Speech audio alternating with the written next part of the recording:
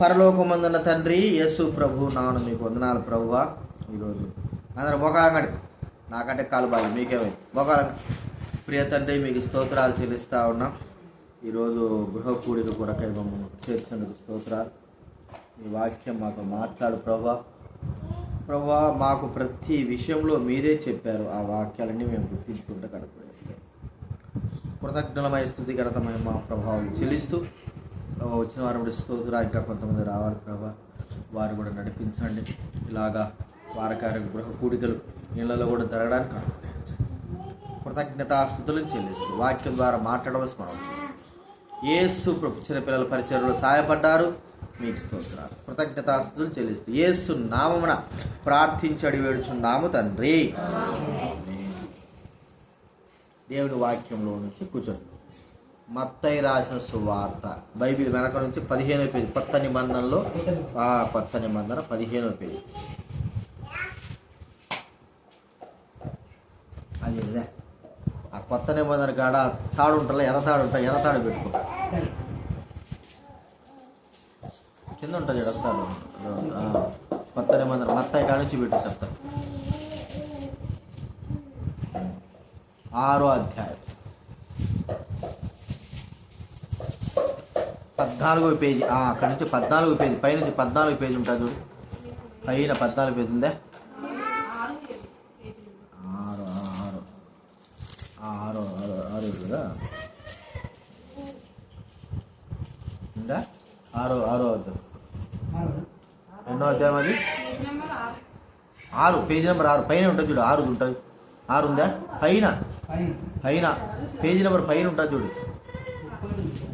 తిప్పు, ఇంకా అట్లా వెనక్కు అట్లా పేజీ నెంబర్ చూడాలి మనం. తిప్పు, 6వ పేజీ వరకు వచ్చేస్తారు. తిప్పు. ఆ ఎర్ర పేజీలు 1వ దగ్గర పెట్టు. ఆ ఎర్ర తాడు 1వ పేజీ కాడ పెట్టు. ఎర్ర తాడు వెనక్కి తిప్పుకో. ఒక తాడు వెనకల నుంచి చెప్తాను, వెనక నుంచి అట్లా వెళ్ళిపోవాలి. 6వ అధ్యాయం 33వ వచనం చదువుకుందాం. 6వ అధ్యాయం 33వ వచనం అది పెట్టు. అది ఇప్పుడు 6వ అధ్యాయం 33వ వచనం. కుడి చేతి వైపు ఉంటుంది చూడు. 7వ పేజీ, పేజీ నెంబర్ 7 పైన కుడి చేతి లాస్ట్. అక్కడే లాస్ట్ కిందకి పో. 33వ వచనం. 33 చూడండి, అందరం చదువుకుందాం. కాబట్టి మీరు ఆయన రాజ్యమును నీతిని మొదట వెదుగుడి, అప్పుడు అవన్నీ మీకు అనుగ్రహింపబడును. చాలు.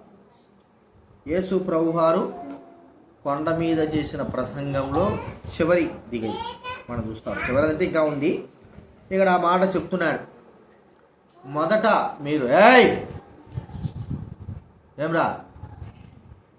మొదట మీరు దేవుని రాజ్యాన్ని నీతిని వెదకండి. మన యొక్క చూపు, మన యొక్క వెతుకులాట దేని కొరకు ఉంటుంది చెప్పండి. ఇక్కడ పైన చెప్పాడు కదా, ఎట్లా బట్టలు సంపాదించుకోవాలి, ఎట్లా తిండి సంపాదించుకోవాలి, ఎలాగా ఇల్లు సంపాదించుకోవాలి, ఎలాగ డబ్బు సంపాదించాలా, దీనిపైన మన ఆశ అన్నీ ఉంటాయి సహజంగా. మరి మనం ఎందుకంటే భూలోకంలో జీవిస్తున్నాం కాబట్టి మనకంటూ బతకడానికి తిండి కావాలా, ఇల్లు కావాలా, బట్టలు కావాలి. కాబట్టి ఇవి సంపాదించుకుంటేనే కానీ మనకు సహాయం ఎవరు కూడా ఇవ్వరు కదా అని మనము వీటిపైన దృష్టి ఉంచుతాం. అయితే మన దృష్టి అంతా ఒకవైపే ఉంటుంది, కానీ దేవుని నమ్ముకున్న మనము రెండో వైపు ఉండాలి. అంటే రెండో వైపు ఏమిటి? దేవుని వైపు ఉండాలి. ఎక్కువ శాతము ఒకవైపు దేవుని వైపే మనం ఉండాలి, కానీ ఈ యొక్క లోక సంపాదన, లోక విషయమై పైన మనం ఎక్కువగా దృష్టి పెట్టకూడదు. ఎందుకంటే ఒక మాట చెప్పుకోవాలంటే అర్థం ఏంటంటే, దేవునికి తెలుసు మనకు ప్రతి అవసరత ఏమేమి కావాలన్నీ కూడా దేవునికి తెలుసు. పిల్లలకి ఏమేమి కావాలని వాళ్ళు అడుగుతారా? అడక్కమని బట్టలు కావాలంటే పుట్టినప్పటి నుంచి వాళ్ళకు గోష బాధ పెట్టేంత వరకు ఏం చేస్తారు చెప్పండి? కనీసం అప్పటికప్పుడు వాళ్ళకి డ్రాయర్ కొనకపోయినా ఏం కడతారు చెప్పండి? గుడ్డని అడ్డం కడతారు కదా.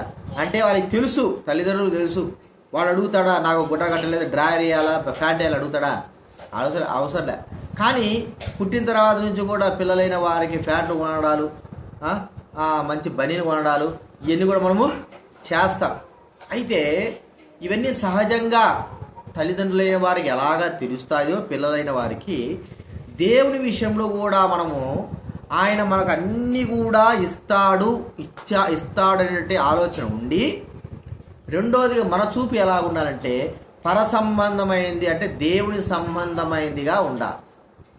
దేవుని సంబంధమైనదిగా మనం ఉంటే అప్పుడు అది ప్రాముఖ్యమైందని ప్రభు చెప్తుంటున్నాడు. భూలోక సంబంధమైనది మనకేం ప్రాముఖ్యమేం కాదు. ప్రాముఖ్యం కాదని అలాగనే సంపాదన లేకోకుండా లేకపోతే ఏదో మంచి బట్టలు లేకుండా కాదు. అది దాని మీద ఎక్కువ దృష్టి పెట్టద్దు.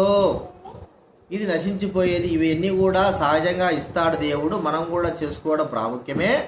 కానీ ప్రాముఖ్యంగా ఏ దానిపై దృష్టి ఉంచాలంటే దేవుని రాజ్యం పైన, దేవుని పైన మన యొక్క దృష్టి అంతా కూడా ఉంచాలి. అయితే సామాన్యంగా మన యొక్క దృష్టిలో అలాగ వెళ్ళవు. ఎప్పుడు చూసినా లోక సంబంధంగానే ఉంటాం. ఇక్కడ ప్రభు అయిన దేవుడు అన్నాడు, మీరు ఆయన రాజ్యాన్ని నీతిని ఎందుకు ఆ రాజ్యం నీతిని వెతకాలంటే ఆ రాజ్యము శాశ్వతమైనది రాజ్యం. అది అక్కడ రాజ్యంలో మనం ఒక దినాన వెళ్ళాలి. ఆ రాజ్యంలోకి వెళ్ళి మనం అక్కడ శాశ్వతంగా జీవించవలసిన వారంగా ఉంటున్నాం. ఆ రాజ్యంలో వెళ్ళక మునిపే ఆ రాజ్యంలో ఎలాగ జీవించాలా, ఆ రాజ్యం యొక్క ఘనత ఏమిటి, ఆ రాజ్యంలో మన యొక్క ఘనత ఎలా ఉంటుంది, ఆ రాజ్యంలోకి వెళ్ళడానికి ఈ భూలోకంలో మన ప్రవర్తన ఎలాగ ఉండాలా, ఆ రాజ్యంలో మనం జీవించాలంటే ఈ భూలోకంలో ఏమి చేస్తే, ఎలాగ నడిస్తే, ఎలాగ ప్రవర్తిస్తే ఆ రాజ్యంలో ప్రవేశిస్తాము అనేటువంటి మాటలు మనం తెలుసుకోవాలి. ఎందుకంటే శాశ్వత రాజ్యంలో ప్రవేశించినప్పుడు మనము అక్కడ నివసించేటువంటి ఆ యొక్క కట్టడలను మనము తెలుసుకోవాలి. మనకు తెలుసు కదా, ఈ దేశం ఒక దేశం నుంచి ఇంకో దేశం వెళ్తూ ఉంటే వెళ్ళేటప్పటికి ఆ దేశం యొక్క కట్టుబాట్లు, పద్ధతులు అన్నీ కూడా మనం ఏం చేయాలా, తెలుసుకోవాలా. తెలుసుకోకుండా పోయేసి మన ఇష్ట ప్రకారంగా ఆడ జీవిస్తే కుదరదు. అక్కడో ఇక్కడికి వచ్చినా కూడా ఇక్కడికి దేశం యొక్క కట్టుబాట్లు అన్నీ కూడా ఉంటాయి.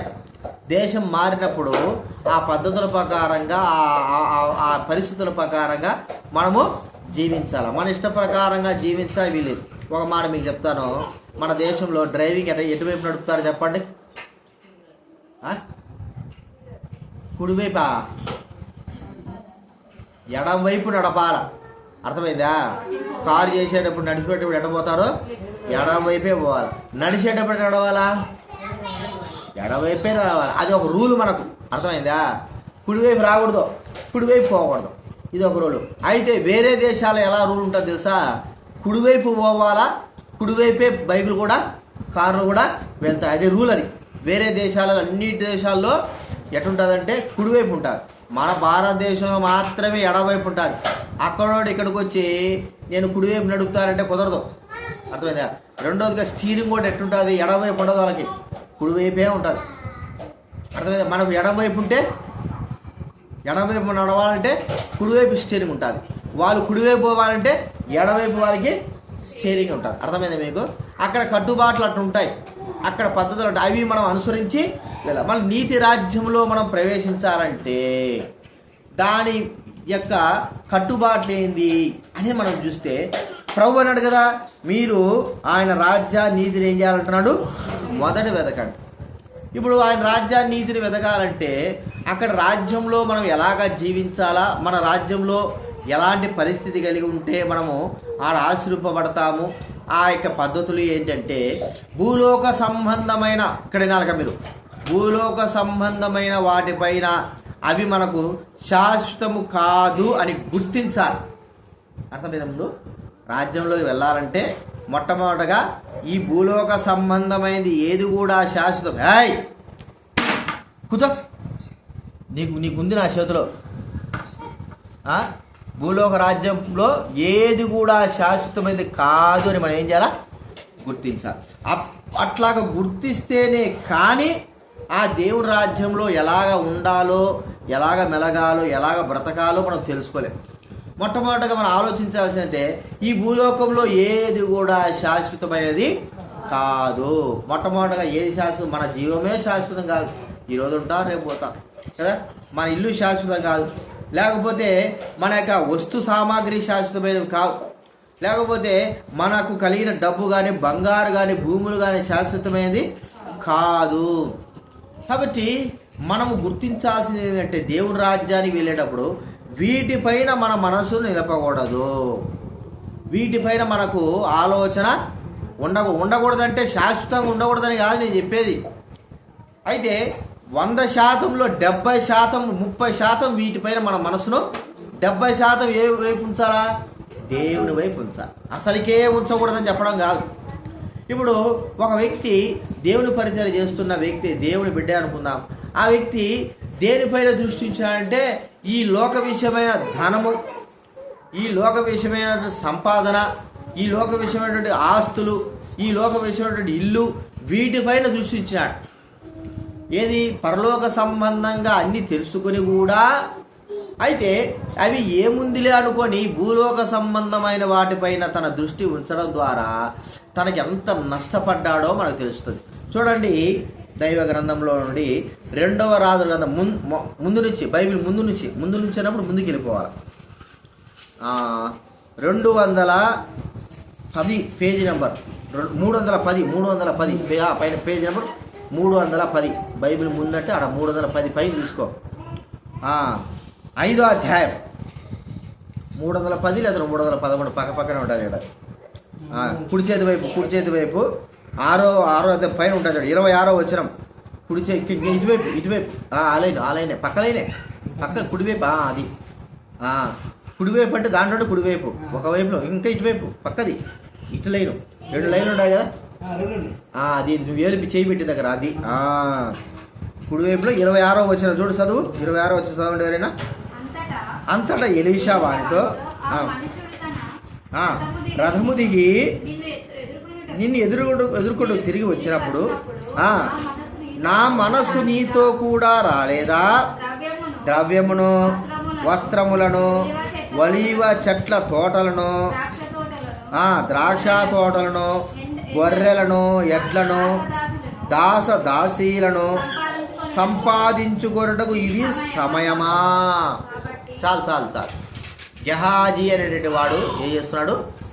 మరి నయమాన్ అనేటువంటి వ్యక్తికి కుష్ఠరోగం పోయినటువంటి వ్యక్తుల్లో నయమాన్. ఈ నయమాన్ వచ్చి ఏం చేశాడంటే, అయ్యా నా కుష్ఠరోగం పోగొట్టా కాబట్టి ఇదో ధనం తీసుకో, డబ్బు తీసుకో, బంగారు తీసుకో, అన్నీ తీసేసుకో అన్నాడు. అయితే ఎలీషా వద్దనే వద్దు, నాకు వస్తాయా స్వామి, ఈ లోక సంబంధం మనకు వద్దు, మాకేం అవసరం లేదు అన్నాడు. అయితే ఎలీషా దగ్గర ఉన్న గెహాజీ అనేటువంటి వ్యక్తి ఏం చేశాడంటే, మరి ఆశ పుట్టింది. ఒరే డబ్బు ఇస్తా అంటే వద్దంటాడు, బంగారు ఇస్తా అంటే, మనం ఇస్తా అంటే వద్దంటామా? మనకి ఇంకా కావాలి అని అంటానే ఉంటాం. సునీత కత్తెనా, ఇంటి నిండా డబ్బు నింపుకున్నావు అనుకో, ఇంకా కావాలంటావా వద్దా? ఇంకా కావాలంటావు. ఎందుకు? ఎక్కడో ఒకసారి కొద్దిగా స్థలం ఉంటుంది, ఆ స్థలాన్ని నింపాలని. కానీ ఈ గెహాజీకి ఏం చేశాడంటే, వెళ్ళి ఆ డబ్బు, కొంత వస్త్రాలు అవి తీసుకొచ్చుకొని దాచిపెట్టుకుని ఎలీషా దగ్గరకు వచ్చి, ఆడికి పోయినావా నువ్వు అంటే, నేను అక్కడికి పోలేదు, ఇక్కడే ఉన్నాను అంటాడు. అప్పుడు ఎలీషా అంటాడు, అరే గెహాజీ, మరి నువ్వు డబ్బు తీసుకొచ్చుకున్నావు, వస్త్రాలు తీసుకొచ్చుకున్నావు, నీవు తెలుసు ఈ లోక లేరా బొమ్మలను తీసేయండి, బొమ్మలు తీసేయండి మీరు, నువ్వు రాని గొప్ప ఉంది, రాను నువ్వు రాను. వాడికి ఒక్కసారి అప్పచెప్పాలి వాడికి, లేకపోతే తలను పడకపోతున్నాడు. శబ్దం తీసేయండి, తీసే లోపల పెట్టు. కాబట్టి ఈ గెహాజీ చెప్పినాడు, మరి ఇవన్నీ మనకు అవసరమా? నీకు తెలుసు కదా ఇవన్నీ నశించిపోయేటి, నాశనం అయిపోయాడు కదా, ఇవన్నీ మనకు అవసరమా అని మరి గెహాజీ ఎలీషా గెహాజీతో అన్నాడు. ఎలీషా అప్పుడు చెప్తున్నాడు, అరే ద్రవ్యాలు కానీ, వస్త్రాలు కానీ, ఒలివ చెట్లు కానీ ఈ సంపాదించుకోండి, ఇది సమయమా అంటే అర్థం ఏమిటి? ఇది మనకు సమయము కాదు. ఉన్నదాంతో ఏం చేయాలి? మనము తృప్తి పడాలి చాలు.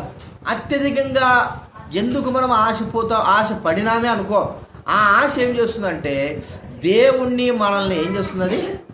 దూరం చేస్తుంది. మనకున్న ఆశ ఏం చేస్తుంది? దూరం చేస్తుంది. అందుకే ఆ ఆశ ఎందుకు, నీకు ఇంత అవసరం ఏముంది, నేను తీసుకోండి నీకెందుకులే అంటే వాడు అబద్ధం చెప్పేశాడు, నేను ఆడకు పోలేదే అంటే. అప్పుడు అన్నాడు ఎలీషా, వాడికి కలిగిన కుష్ఠం నీకు వస్తుంది పో అంటేనే చచ్చేంత వరకు ఆ కుష్ఠరోగము పోలా.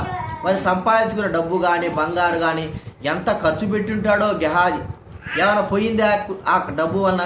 ఆ డబ్బు అనుభవించలేకపోయినాడు, ఈ రోగం కూడా పోలేకపోయింది. అంటే మన అర్థం ఏమిటంటే, మన దృష్టి దైవబడమైన మనము గుర్తించుకోవాల్సిందంటే, మన దృష్టి ఆలోచన దేవుడి వైపు ఉండాలా, దేవుని కార్యాల వైపు.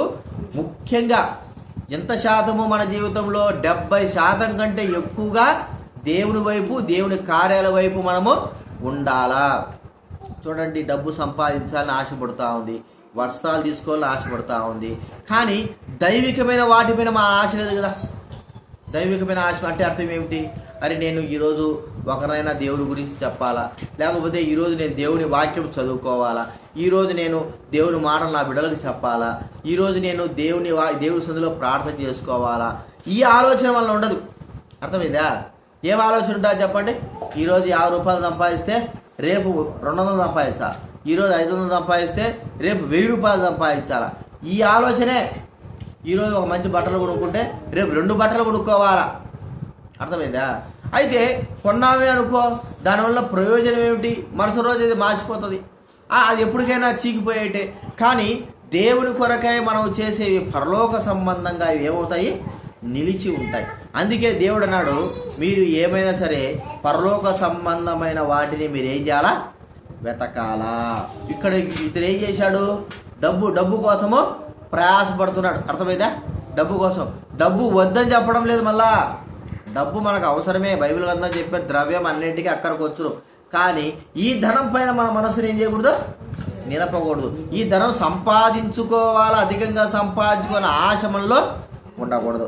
ఆ ఆశ ధనాపేక్ష సమస్త విధములైన కీడులకు మూలము.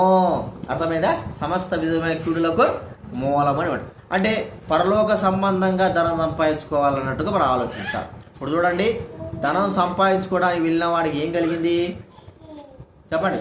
కుష్ఠరోగం వచ్చింది. వాడు ఆ ధనం వల్ల ఏమైనా మేలు పొందాడా? ఏం మేలు పొందాడు? ఆ ధనమంతా కూడా వాడి కుష్ఠరోగాన్ని ఖర్చు పెట్టింటాడు. కుష్ఠరోగం వచ్చినప్పుడు డాక్టర్ కాడికి వెళ్ళాలి. ఎంత డబ్బు పెడతారో కుష్ఠరోగం బాగుపోయినే.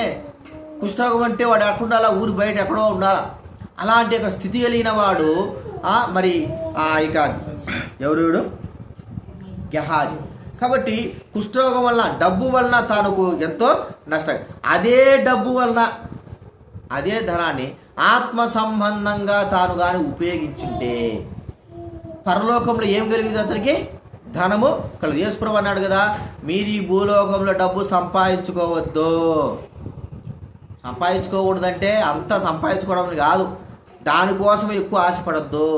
ఈ భూలోకం కాకోకుండా మీరు ఎప్పుడు నిత్యరాజ్యానికి వెళ్ళాలి కదా, అక్కడ మీ కొరకే ఏం చేయాలి? మీరు డబ్బును సంపాదించుకోవాలా. అక్కడ సంపాదించుకోవాలంటే ఇక్కడ ఏం చేయాలి? ఈ డబ్బుని చెప్పండి. ఈ డబ్బు మీద ఆశ పెట్టుకోకుండా మనకున్నటువంటి, ఇక్కడ వినాలి, మనకున్నటువంటి ధనమును బట్టి ధనాన్ని ప్రభు సేవ కొరకు, ప్రభు పరిచయ కొరకు, దేవుని కొరకై, దైవబిడలైన వారి కొరకై, లేని వారి కొరకై మనం ఎప్పుడైతే ఉపయోగిస్తామో, ఎంత ఉపయోగిస్తామో అంత ధనాన్ని మనము వెళ్ళేటువంటి ఆ పరలోక రాజ్యంలో మనకంటూ ఉన్నటువంటి ఆ యొక్క స్థానంలో ఆ ధనాన్ని మనకు ఆయన రెట్టింపు. మన బ్యాంకులో డబ్బు పెట్టుకుంటే ఏం చేస్తారు చెప్పండి? బ్యాంకులో మన డబ్బు, ఎంత డబ్బు వేస్తే అంత డబ్బు మనకు ఉంటుంది. మన డబ్బు మనం వేసిన దాన్ని బట్టి అంత ఉంటుంది. అది కొన్ని సంవత్సరాలు మనం అట్టే ఉంచితే ఏదో పావులనో లేకపోతే 1000 రూపాయలు 2000 అట్లా వడ్డీ పెరుగుతుంది అంతే. అర్థమైందా? అయితే మన ధనం ఎక్కడ కూడా పోదు. మనం ఎంత ధనం వేస్తాంటే అంత ధనం ఎక్కువే ఉంటుంది. అట్లాగా దేవుని రాజ్యంలో వెళ్ళవలసిన మనకు పరలోకంలో ఒక ధనాన్ని సంపాదించుకోవాలి. ఆ ధనం ఏమిటి?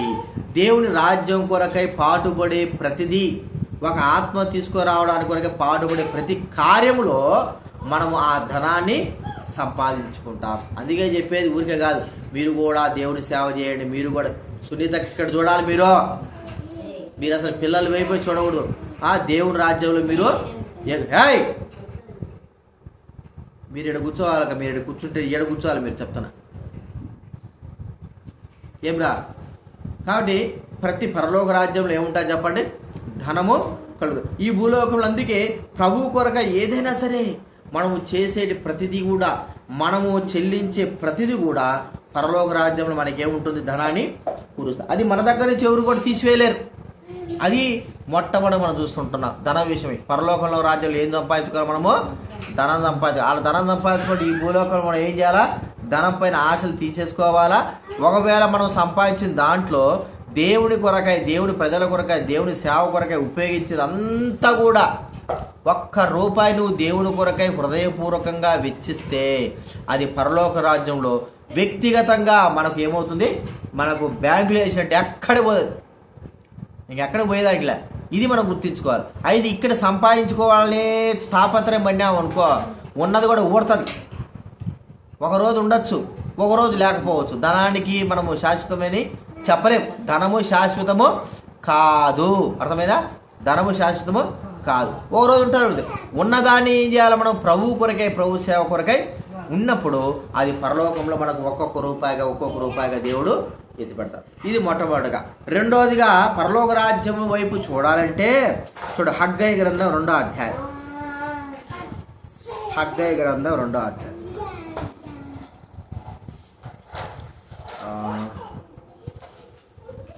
అంటే బైబిల్ మధ్యలో నుంచి 774. బైబిల్ మధ్యలో నుంచి 774 పైన ఉంటుంది చూడండి. పైన చూడు, పైన నెంబర్ ఉంటుంది చూడు, 774. ఎంత తీయాలో అంత తీసేసి 774 లేకపోతే 75 పక్క. హగ్గయి గ్రంథం 1వ అధ్యాయం 2వ వచనం చదువు. తీగది చాలా ఉంది. 774 చదవండి. సమయం ఇంకా రాలేదు,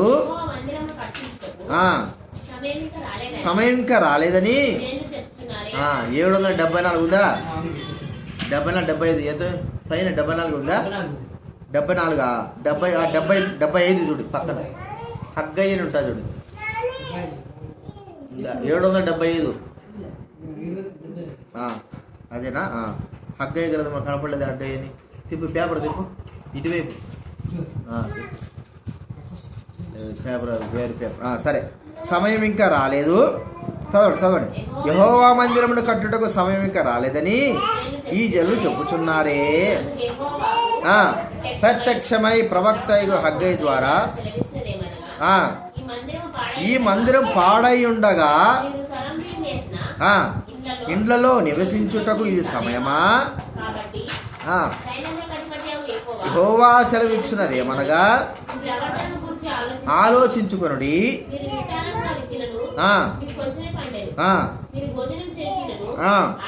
ఆఖరి తీరకు ఉన్నది, బట్టలు కప్పుకొనుచున్నను, చలి ఆగకున్నది, పనివారు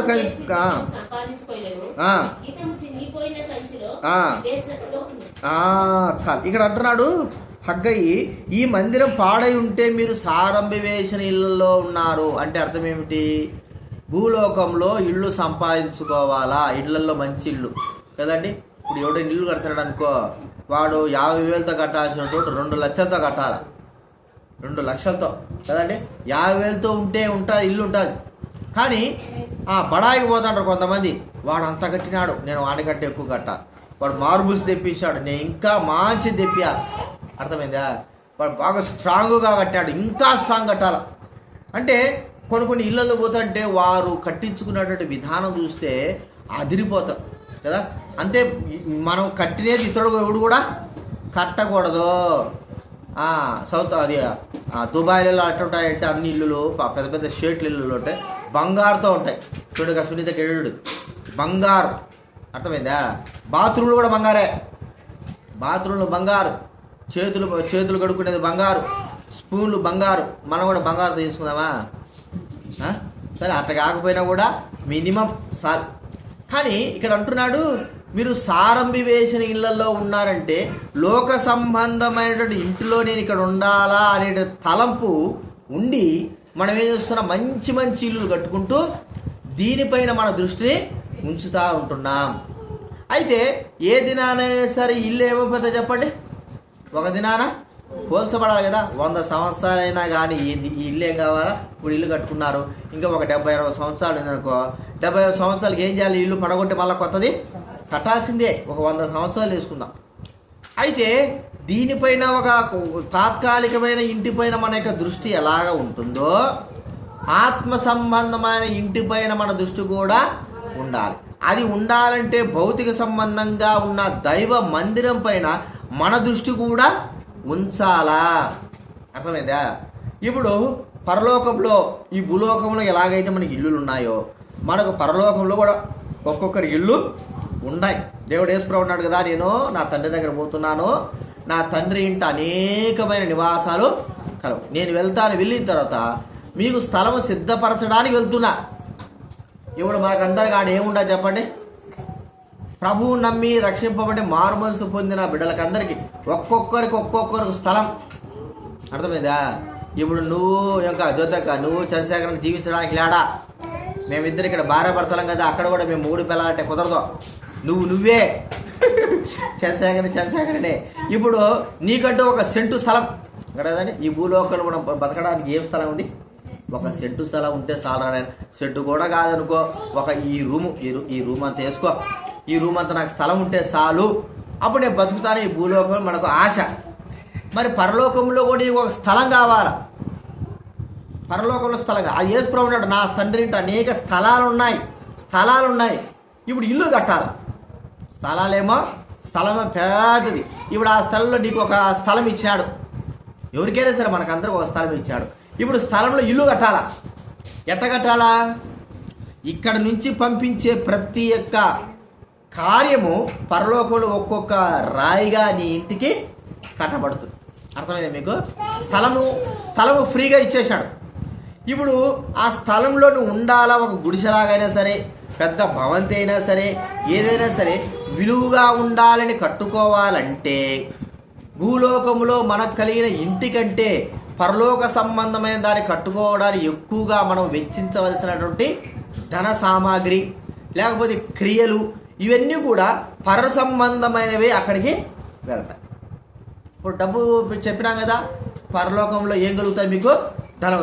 ఆ ధనాన్ని బట్టి మన క్రియలను బట్టి ఏం చేస్తాడంటే దేవుడు పరలోకంలో మనకు ఇవ్వబడేటువంటి స్థలంలో మనకు ఇల్లులు కడతాడు. అయితే మన యొక్క దృష్టి అంతా ఏడుంది చెప్పండి? ఏడుంది సునీత? మీ ఇంటి పైన ఉందా? ఇదే ఇల్లు అనుకుంటున్నా కదా? సునీత, సుజాత చెప్పు నువ్వు కేతనా? ఇదే ఇల్లు, అదొకటి ఇల్లు, ఇదేనా మీ ఇల్లు? మరి ఏది మీ ఇల్లు? ఎక్కడ? పరలోకంలో ఉంది. నీకు ఒక సెంటున్న స్థలం ఉందిగా, ఆ సెంటు స్థలంలో నువ్వేం చేయాలనుకుంటావు? సుజాత, రావడం పోవడం అందరికి అదొకటే నీ చేయాల్సిన పని. కనీసం అక్కడ ఒక ఇల్లు వేసుకోవాలి. గుడిసెని వేసుకుంటామా లేదా? స్థలం ఉందంటే ఏం చేస్తాము? స్థలం ముందు ఉండాలా? గుడిసె వేసుకోవడానికి ఎట్టో ఒకటి సప్పో చేసుకొని గుడిసెని వేసుకుంటాం. ఆ స్థలమే లేకపోతే ఇప్పుడు నీకు స్థలం ఉందని తెలిసిపోయింది. అర్థమైందా మీకు? స్థలం ఉందని మనకందరికీ ఉందా? స్థలం ఉంది, మనకందరికి స్థలం ఉందిగా.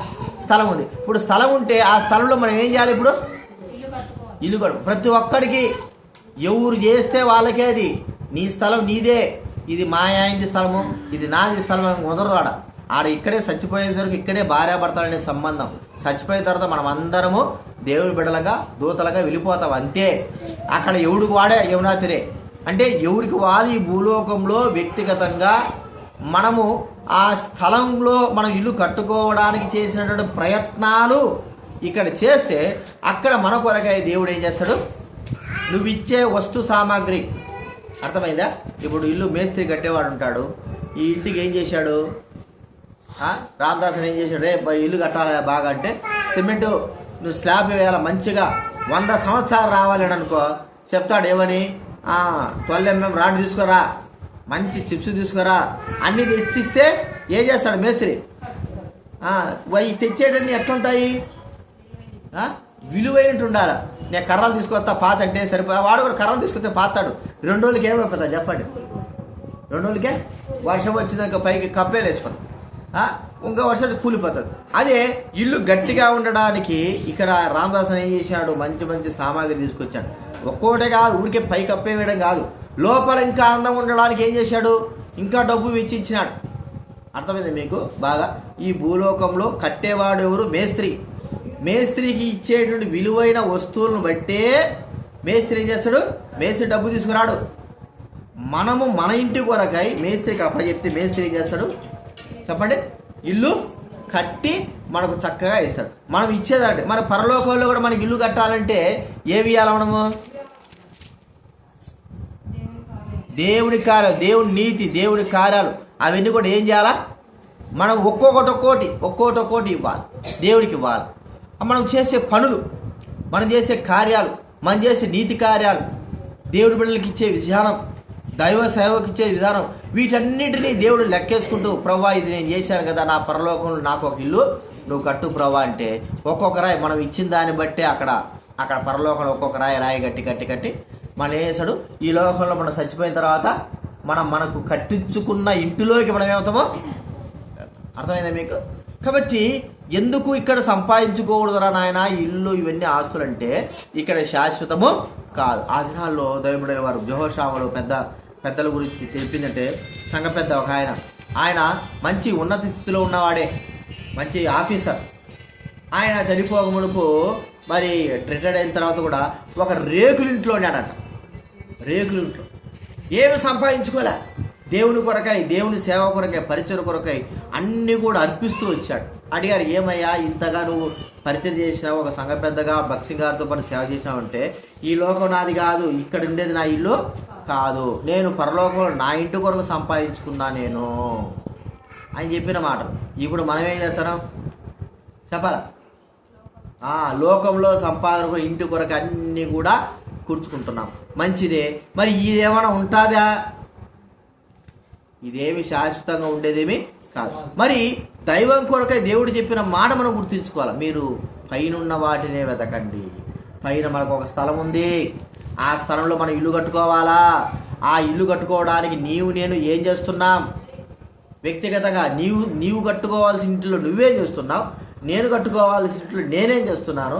మనం ఇచ్చే వస్తు సామాగ్రిని బట్టే అక్కడ అన్నీ కట్టేటువంటి ఆ దేవుడు మన కొరకు ఏం చేస్తాడు? అర్థమైందా మీకు? ఇప్పుడు పరలోకంలో ఏముంది? ఒక్కొక్కరికి ఏముంది? సునీతక్క జాగా ఉంది. అర్థమైందా? నువ్వు ఈ లోకంలో నువ్వు ప్రభువు కొరకై చేసే, దైవికంగా చేసేది, సమర్పించుకున్న దాని కొరకై చేసి అన్నిటికీ కలిపి ఒక్కొక్క రాయి ఇస్తున్నట్టు నువ్వు వాడికి డబ్బు ఇస్తున్నట్టు. ఆ డబ్బుని బట్టి ఏం చేస్తాడు? నువ్వు చేసిన దాన్ని బట్టి నీకు ఇష్టపూర్వకంగా, అంటే నువ్వు ఎంత ఇస్తావో, ఎంత సామాగ్రి ఇస్తావో దేవుడికి, అంటే ఎంతగా సమర్పణ కలిగి దేవుని కొరకై సేవా పరిచయం చేస్తావో, భౌతిక సంబంధమైన వాటిపై కాకుండా దైవికమైన వాటిపై నీ దృష్టి ఉంచుతావో, అక్కడ నీకు అంత పెద్ద ఇల్లు నాయన సిద్ధం చేస్తా అంటాడు. అందుకే అక్కడ వైపు ఎతకండరా నాయన అంటే మనం ఏం చేస్తున్నాం? ఎట్ట ఇల్లు కట్టుకోవాలి, ఎట్ట చేయాలి, ఎట్ట సంపాదన చేయాలా, ఇవన్నీ వస్తుంటున్నాం. ఇది అందుకే అన్నాడు, సారంభి వేసిన ఇళ్ళలో ఉన్నారు, వీరు దైవికమైన వాటిపైన దృష్టి ఉంచలేకపోతుంటున్నారు అని ప్రభు మనతో ఇక్కడ మాట్లాడుతూ ఉంటున్నాడు. కాబట్టి పైనున్న వాటినే మనం ఏం చేయాలా? దృష్టి ఉంచాలి. ఇంకా ఎన్నో ఉన్నాయి. పైనున్న వాటిపైన మనం దృష్టి ఉంచినప్పుడు వాటికి వచ్చే ప్రతిఫలము గొప్పదై ఉన్నది. వాటికి దేవుడు గొప్ప ప్రతిఫలం ఇస్తాడు. మనము ప్రయాసపడి చేసింది ప్రతిదీ కూడా ఆయన తన లెక్కలో రాస్తాడు, తన దగ్గర ఉంచుతాడు, వాటికి జవాబునైనా ఇస్తాడు. అక్కడ మనకు సంపూర్ణ ఈ లోకం విడిచిన తర్వాత సంతోషంగా అక్కడికి వెళ్తాము. మనకంటూ ఉన్న ఇల్లు కట్టుకున్నాం కదా, మనము భూలోకంలో చేసుకున్నాం కదా, ఆయన అక్కడ పోతానే మనకు ఆ తాళము ఇస్తాడు. ఇదేరా నీ ఇల్లు అంటాడు. ఒకసారి దైవుడు కొంతమంది భక్తులు చెప్పే మాట ఏంటంటే, ఒక ఆయన పెద్ద బోధకుడు, ఆ పెద్ద బోధకుడు చచ్చిపోయాడంట. చచ్చిపోతే పరలోకం వెళ్ళిపోయాడు. ఆడ పోతా ఉంటే దేవతలు తీసుకోబోతున్నారు. పెద్ద భవంతులు, పెద్ద కోట్ల భవంతులు, బంగారుతో వజ్రాలతో ఉన్న భవంతులు ఉన్నాయంట. అన్నీ దాటి వెళ్ళిపోతున్నారు. ఒక పెద్ద భవంతులు చూసినాడు. ఆ పెద్ద భవంతులు చూసి, ఎవరిదే ఆ పెద్ద భవంతి, భలే ఉండాది అని అంట. మీ ఇంట్లో పాలిగా పనిచేస్తాడు కదా, ఒక పని మనిషి ఉన్నాడు చూసినావా అంటే, అవునే వాడి పేరు ఇది అంటే, వాడిది భవంతుడు. ఊరి మా ఇంట్లో పనిచేసే వాళ్ళది ఇంత పెద్ద భవంతి అయితే నాది ఎంత భవంతి ఉంటుందో అనుకున్నాడట. సరే తీసుకోపోయిన దేవత తీసుకుపోయి, దేవత తీసుకుపోయి ఒక చిన్న పూరు గుడిసె దగ్గర తీసుకుపోయాడట. పూరు గుడిసె తీసుకుపోయి, ఇదే అని ఏది ఇదే నాది, అవును ఇది నీదే అని. ఏంటంటే నువ్వు చాలా రాంగ్ డైరెక్షన్ తీసుకొచ్చినావు, నా పని మనిషి ఉంది ఏం చేసినావు, నువ్వు పెద్ద భవంతి చూపించినావు, వాడు నా దగ్గర పనిచేస్తుంటే నా భవంతి ఇంకెట్ ఉండాలా అని అంట. మరి ఆడ నీ దగ్గర పనిచేసిన భూలోకంలో వాడు ఇచ్చిన రాళ్ళు, డబ్బు, ఆ క్రియలు అన్నీ తీసుకొచ్చే దేవుడు ఇంత కట్టినాడు, నువ్వు ఏం తీసుకొచ్చినావు చెప్పరా నాయన? పూరుగుడు చేసేదానికి ఏం చేసినావు? పొలాలు తీసుకొచ్చినావు. అర్థమైందా? ఈ పొలాలతోనే కట్టినాడు నీకు దేవుడు, కనీసం అదంతా సంతోషించు. బాగుంట లేకుండా పొలం సిగ్గుపడినాడంట. మరి నిజమే కదా, నాకెంతో ఉండి ఎంతో చేసి భూలోక సంబంధమైన వాటిపైన నా దృష్టి ఉంచాను. ఇప్పుడు నేనేం చేయలేకపోతుంటున్నాను, ఇక లేదు నాకు అక్కడిక్కడ మాలను సంపాదించుకొని పెట్టుకోవడానికి ఏమీ లేదు, ఈ పూరి గుడిసెలో ఉండాలి అంటే అక్కడ అలా ఈ భూలోకంలో మనం చేసే ప్రతి ఒక్కటి కూడా ఆయన రాయిగా తీసుకుని అదంతా కూడా మంచిగా కట్టించి మనకు ఇస్తాడు. అది మనం ఎప్పుడు చూస్తామో ఒక దినాలు చూస్తాం. అది చూసే విధానం ముందుగానే మనం ఇంకా ఎక్కువగా కట్టించుకోవాలి మన దృష్టిలో దేవుడు ఇస్తాడు. నాకు దేవుడు కూడా చెప్పాడు, నాకు దేవుడు చెప్పాడు ఏమంటే నీలాంజలములతో నీళ్లు కడతానన్నాడు. నీలాంజలం అంటే ఎట్లుంటుంది? నీలం రాయి చూసినారా? చూసినారా? నీలం రాయి అంటే ఏం చూసారు? రాళ్ళు రప్పాలనుకున్నారు ఎట్టుంటారు. కానీ నీలం అంటే వజ్రాలు, రత్నాలు వచ్చిన 5 రత్నాలు, వైడూర్యాలు, కెంపు అవి ఉంటాయి కదా. నీలం రాయిని ఒకటి ఉంటుంది, నీలం అంతా నీలంగా ఉంటుంది, అది చాలా శ్రేష్టమైనది, దాంతో నీళ్ళు కడతారా అన్నాడు. అర్థమైందా? నీలం కొంతమంది వజ్రాలతో కడతారు. అంటే నీలం రాయి కట్టాలంటే ఎట్లా? నీలం సంబంధించిన ఆ రాయికి సంబంధించిన ధనాన్ని ఏం చేయాలి ప్రభుకి? అప్పుడే ఆ నీలం రాయి మనకేం చేస్తాడు దేవుడు? మన ఇంటిని. అర్థమైందా మీకు? మీరు ఏ దాంతో కట్టించుకోవాలనుకుంటున్నారు? 12 రాళ్ళు ఉన్నాయి, నీలము, కెంపు, వైడూర్యము, ఇవన్నీ ఉన్నాయి. ఏ దాంతో కట్టించుకోవాలనుకుంటున్నారు? రాయి రప్పలతో, బంగారంతో బంగారం అనేది చీప్. బంగారం ఏంటి చెప్పండి? చాలా చీప్. నిజంగా బంగారం అంటే ఏంటి? కాళ్ళ కింద మనం నడిచేది చీప్. మరి అంతకంటే విలువైన ఏంటి? రాళ్ళు, విలువైన రాళ్ళు, విలువైనవి అవి చీపుది మన కాళ్ళ కింద ఉంటే విలువైన రాళ్ళు ఏమి ఉండాలా? మన ఇంటి గోడలకు ఉండాలి. మనం సంపాదించుకోవాలంటే అంటే ఏం చేయాలి చెప్పండి? ఏం చేయాలి రత్తమ్మక్క? ఏం చేయాలి చెప్పు? స్కూల్కి పోవడం రావడం ఇదే చెప్పు. ఏం చేస్తావు? పరలోక సంబంధమైన వాటిపై నీ దృష్టి ఎన్ని రోజులు ఉంచుతావు చెప్పు? ఎప్పుడు ఉంచుతున్నావు? పరలోక దైవికమైన వాటిపైన నువ్వేం చేయాలి? దృష్టి ఎవరైనా సరే దైవికమైన వాటిపైన మన దృష్టిని పెట్టుకోవాలా. అక్కడ మనం ఏం చేయాలి? ఇల్లును కట్టుకోవాలా, కట్టించుకోవాలా. మనం కాదు కట్టేది, దేవుడు కడతాడు. మనం ఇచ్చేటువంటి వస్తు సామాగ్రిని బట్టి ఆయన విలువను పెంచుతాడు కదా. మన టీవీలో చూసినాను, చిరంజీవి ఇల్లు ఎప్పుడో 25 సంవత్సరం 30 సంవత్సరాల కిందట మద్రాసులు కట్టించాడట. సుమారు అది అప్పుడే అది ₹1,00,00,000 పైన 34 సంవత్సరాల కింద 30 సంవత్సరాల కిందట ₹1,00,00,000 లండన్ నుంచి తెప్పించాడు. అందరినీ తెప్పించి అని చూస్తే రాజభవనం ఉన్నట్టు ఎవరికో ఒక డాక్టర్కి అద్దెకి ఇచ్చాడంట రాజభవనం. ఇంక మరి భూలోకంలోనే ఒకరికొకరికి అంత భవనం ఉంటే పరలోకంలో మనకు ఎంత నువ్వు డబ్బు వెచ్చిచ్చి ప్రభువు కొరకై, నా సేవ కొరకై మనం ప్రభువు కొరకై ఇస్తామో అంతగా దేవుడు ఆ పరలోకంలో మనకేం చేస్తాడు? ఎందుకంటే ఆడ శాశ్వతంగా ఉండాలి కాబట్టి మనం కట్టుకోవాలి. శాశ్వతంగా ఉండాల్సిన ప్లేస్ ఏంది అది. కాబట్టి ఈ భూలోకంలో కూడా కొన్ని సంవత్సరాలు ఉండాలి. అలాగని ఇల్లు లేకుండా ఉండడం కాదు. ఏదో మనకు తలదాచుకోవడానికి, మనకు ఉండడానికి ఇల్లు అంతవరకే. అధికమైనటువంటి ఆశలు పెట్టుకొని ఇళ్ళ మీద ఇళ్ళ సంపాదించుకుంటే దానివల్ల ఏమి ప్రయోజనము. కాబట్టి మనం ఆలోచించాల్సింది ఏంటి? పరలోక సంబంధమైన వాటిపైన మొట్టమొదటి ఏం చూసినాము? యహాది డబ్బులు సంపాదించుకొని ఫలాలు సంపాదించుకోవడానికి చూసినాడు. దానివల్ల ప్రయోజనం ఏమి వచ్చిందా? రాలేదు. అదే ఫలాలు మరి డబ్బు పరలోక రాజ్యంలో చేర్చబడడానికి తాను చేస్తుంటే, క్రియలు చేస్తుంటే అక్కడ ఉండేది కదా. ఈ డబ్బు వలన తనకు మనశ్శాంతి లేదు, వచ్చిన రోగాల వల్ల మనశ్శాంతి లేదు. రెండవదిగా ఏం చూసినాము? స్థలం. పరలోకంలో ఏముంది? మనకు స్థలం ఉంది. స్థలం ఉంటే ఊరికి స్థలం ఉండడమే కాదు, అక్కడ నివసించాలంటే ఒక ఇల్లు కట్టుకోవాలి. ఇల్లు కట్టుకోవడానికి ఏం చేయాలి? మనం ఇక్కడ నుంచే కట్టేవాడు ఎవరు? దేవుడే మనకి ఇల్లు కడతాడు. నువ్వు ఇచ్చే సామాగ్రిని బట్టియే దేవుడు నీ ఇల్లును కడతాడు. నువ్వు ఎంత ఇస్తావో, నువ్వు ఎంత ఇస్తావో, ఎంత ధనం ఇస్తావో, ఎంతగా నువ్వు ఇస్తావో అంత దాన్ని బట్టియే. చిన్న గుడిసె వేసుకో ఉంటే సాలే ప్రభాని అనుకో, ఆ చిన్న గుడిసె అంటాం. గుడిసె అంటారు తెలుసా మీకు? ఆ పాతకాల దినాలు ఇంకా చిన్నగా ఉంటాయి, వంగిపోవాలి. ఇప్పుడైనా ఆ సౌత్ ఆఫ్రికాలో అంతే ఉంటాయి, అంత అటు గుడిసె ఇంత ఉంటుంది అంతే. ఇప్పుడు కూడా సౌత్ ఆఫ్రికాలో వాడు ఎంత హైట్ ఉంటాడు, వంగిపోవాలి. ఆడ నిలబడుకోలేదు, కూర్చోడానికి కూర్చోవడాలి, లేదా పడుకోవడాలి అంతే. లోపలకు నిలబడుకోవడానికి ఉండదు, అంత చిన్న గుడిసె కట్టుకుంటారు. అది చాలా సింపుల్, ఎంత 2,000 3,000 అయిపోతుంది. అది ఇంత పెద్దది కట్టాలంటే 10 లక్షలు 20 లక్షలు కావాలి. అర్థమైందా?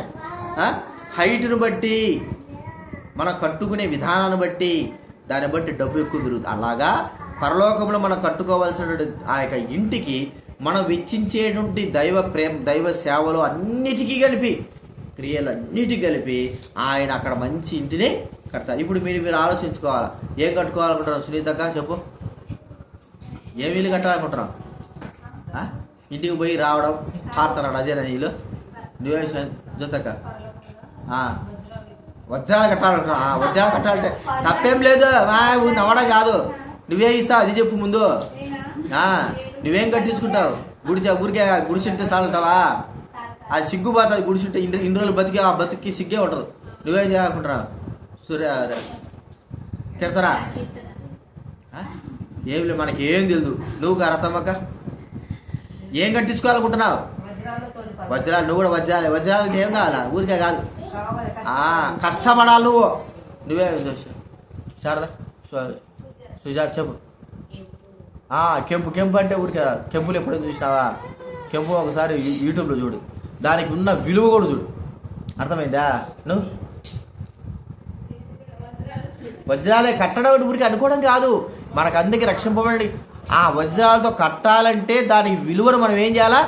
వజ్రాలకు ఉన్న విలువను ప్రభువుకు పంపాలా. అవి క్రియలు. ఇక్కడ చేసే మనం ప్రభు కొరకే చేసే ప్రతి ఒక్కటి ఏమవుతుంది? వజ్రాల రూపంలో. వజ్రాలకి ఎంత విలువ అవుతుందో అంత విలువను మనం అక్కడ చేరిస్తేనే, నువ్వు ఇచ్చిన దాన్ని బట్టియే మనం అక్కడ ప్రభు ఏం చేస్తాడు? కట్టాడు. నువ్వు ఎంత ఇస్తావో, ఎంత సామాగ్రి ఇస్తావో అంత సామాగ్రిని బట్టే నీకేమవుతుందట? కట్టబడుతుంది. అర్థమైందా? గోడ వరకు ఇస్తే గోడ వరకే పడుతుంది, ఆ పైన కప్పు వరకు ఇస్తే కప్పు వరకే పడుతుంది, మన హైట్ వరకు ఇస్తే హైట్ వరకే ఉంటుంది. మనకంటే ఎక్కువగా ఉండి పెద్ద ప్యాలెస్ లాగా చేయాలంటే ఆ ప్యాలెస్ లాగానే ఉంటుంది. అందుకే దైవబిడ్డల్లో వారు గొప్ప సేవా పరిచర్లు ఉన్నారు. భక్సింగ్ గారికి పెద్దది ఉంటుంది, ఆయన పరిచర్లు కూడా పెద్దటే ఉంటాయి. మనకే ఉంటాయి. పురుగుడిసెలతో సంతోషించకూడదు, అస్సలు కూడదు ఆ మాట. పురుగుడిసెలు చాలా అస్సలు వద్దు, మనం కూడా పెద్దగానే ఉండాలా, అది మనం గుర్తించాలి. ఈ విషయాలు జ్ఞాపకం పెట్టుకుందాం. మనము ప్రభు సన్నిధిలో మనం పరీక్షించుకుందాం, ప్రభు కొరకై ప్రార్థన చేసుకుందాం. ప్రేమగల తండ్రి, పరిశుద్ధమైన మా దేవ, మీకు స్తోత్రాలు తండ్రి. ఈరోజు మత్తయి సువార్త 6:33 బట్టి స్తోత్రాలు. పైన వాటిని కానీ భూమి మీద మీ యొక్క దృష్టి పెట్టడం మీరు సెలవిస్తూ వచ్చాం. కాబట్టి తండ్రి, పరలోక సంబంధమైన వాటిపైన దృష్టి కలిగిన వారంగా చేయండి ప్రభువా. మరి ఈ లోకంలో గెహాజీ భూలోక సంబంధంగా డబ్బు కోసం దాన్ని దృష్టించాడు. చివరికి ప్రభువా డబ్బు వల్ల ప్రయోజనం లేకపోయింది, ఆ యొక్క రోగం కూడా పోలేకపోయింది. అయితే ప్రభువా పరలోకంలో మేము ధనం కూర్చుకోవాలని మేము సెలవిస్తూ, ఆ ధనం ఎలా కూర్చుందో దైవవాకులు చెప్తూ వచ్చాం. దేవుని కొరకై మేము హెచ్చించే ప్రతిదీ కూడా పరలోకంలో మాకంటూ ధనము హెచ్చి, అది మా దగ్గర ఎవరు మరి మేము ధనవంతులుగా చేయడానికి కొరకై ఎవరు కూడా తీసివేయండి. అంత మాత్రం కాదు, పరలోకంలో మాకుంటూ ఒక స్థలం ఉంది రక్షింపబడిన మాకు. ఆ స్థలంలో మేము ఇచ్చే సామాగ్రిని బట్టి, వస్తువులను బట్టి, విలువైన వస్తువులను బట్టి మీరు మా కాడ ఇల్లు కడుతున్నారని వాక్యం చెప్పబడింది.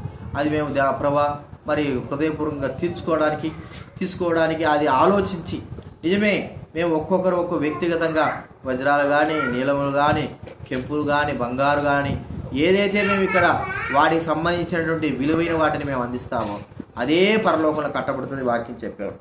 నిజమే ప్రభు, అది నిజమే. కాబట్టి తండ్రి, అలాగ మేము ప్రభు మీ కొరకై సేవ కొరకై పరిచయ కొరకై ప్రయాసపడడానికి అనుగ్రహించండి, సహాయం. వచ్చిన వారి బిడ్డ స్తోత్రాలు. చంద్రశేఖరు ప్రభా, మరి శివన్ కుమారి వీరు రక్షించి కనికరించండి. వీరి ప్రభా మీరు దీవించి ఆశించండి, సంపూర్ణ కార్యం జరిగించండి ప్రభా, వారి హృదయాల కార్యం జరిగించండి. ఇలాగ వచ్చిన వారి బిడ్డ స్తోత్రాలు తండ్రి. ప్రభా బిడ్డలందరూ బట్టి కూడా స్తోత్రాలు. దీవించి ఆశించు, రక్షించు. రాధాశంకర కుటుంబాలను రక్షించి కనికరించిన ఆయన, విలాసిన వాళ్ళ కుటుంబాన్ని రక్షించండి. జ్యోతక చంద్రశేఖర్ వాళ్ళ కుటుంబాన్ని రక్షించండి ప్రభా. దుర్గేష్ శ్రీతో కుటుంబాన్ని రక్షించండి. శామ్యుల్ సుజాత కుటుంబాన్ని రక్షించండి. తిమోతి కీర్తన కుటుంబాన్ని రక్షించి కనికరించిన ఆయన సహాయం చేయండి. పిల్లలు కూడా దీవించి ఆశీర్వించండి. ప్రతి బేస్తవారం పిల్లల పరిచయం జరుగుతూ ఉంది, ఆ పరిచయం కూడా దీవించి ఆశీర్వించిన ఆయన కనికరించండి. మీ చిత్తాన్ని నెరవేర్చండి. మహిమా ఘనత ప్రభావాలు ఆరోపిస్తూ వచ్చిన వారందరూ బట్టి స్తోత్రములు చెల్లిస్తూ వచ్చే వారం కూడా మనం సిద్ధపరచండి. రేపు ఉపవాస ప్రార్థన ఉంది ప్రభావ దినంలో. ఉపవాస ప్రార్థన కొరకు మమ్మల్ని అందరూ సిద్ధపరచండి. తీసుకురండి, కనికరించండి. కృతజ్ఞతమైన స్తుతులు చెల్లిస్తూ మహిమా ఘనత ప్రభావాలు చెల్లిస్తూ యేసు ప్రభు నామమున ప్రార్థించి అడిగి వేడుచున్నాము తండ్రి. తండ్రి అయిన దేవుని ప్రేమ, యేసుక్రీస్తు కృపయు పరిశుద్ధాత్మ సహవాసం చేరవచ్చిన మనకు సకల పరిశుద్ధులకు ఇప్పుడెల్లప్పుడు సదాకాలం తోడేండు గాక.